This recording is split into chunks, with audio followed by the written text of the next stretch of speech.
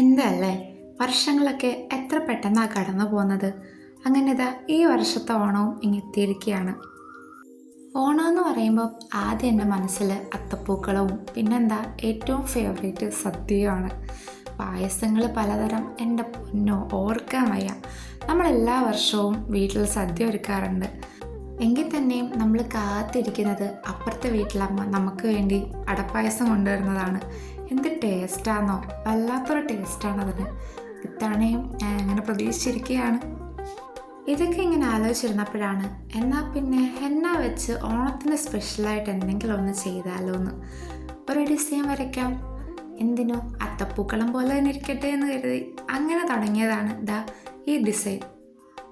പൂക്കൾ ഒരുക്കുക എന്ന് പറയുമ്പം എൻ്റെ മനസ്സിൽ ആദ്യം വരുന്നത് സ്കൂളിലും കോളേജിലൊക്കെ വേണ്ടിയിട്ട് പൂ പറിക്കാനായിട്ട് ഓടുന്നതാണ്.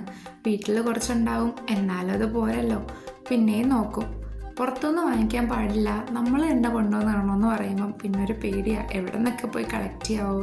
അത്രയും പൂക്കൾ കൊണ്ടായിരിക്കും നമ്മൾ ഓടി വരുന്നത്. എന്നിട്ട് നമ്മുടെ കൂടുതലെന്നുണ്ടെങ്കിൽ ബാക്കി ഫ്രണ്ട്സിൻ്റെ ഇടയ്ക്ക് ജാട കാണിക്കും, കണ്ടോ ഞാനാണ് ഏറ്റവും കൂടുതൽ പൂ കൊണ്ടുവന്നതെന്ന്. അതൊക്കെ ഒരു കാലം. ഇനിയിപ്പം നമുക്ക് സ്കൂളിലും കോളേജിലൊന്നും ഇനിയിപ്പോൾ അത്തപ്പൂക്കൾ ഇടാൻ പറ്റില്ല. എന്നാൽ പിന്നെ ആ ഒരു വിഷമം നമുക്ക് ഇതിലങ്ങ് തീർക്കാം. അങ്ങനെ നമ്മുടെ ഡിസൈൻ്റെ ഒരു പകുതി പോർഷനും കഴിഞ്ഞു, ലാസ്റ്റ് തീരാറായിരിക്കുകയാണ്.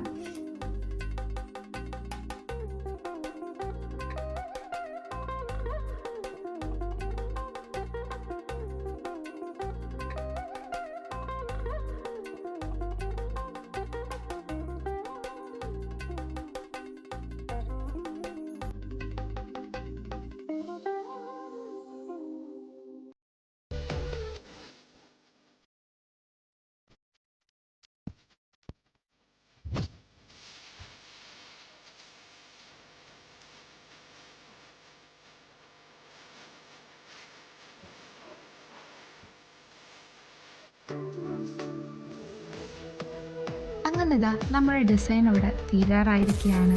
എങ്ങനെയുണ്ടെന്ന് കമൻറ്റ് ചെയ്യണേ.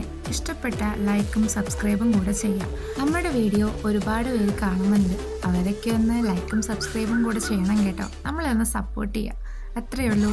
അപ്പോൾ ഇതാണ് നമ്മുടെ ഫൈനൽ ഔട്ട്പുട്ട്.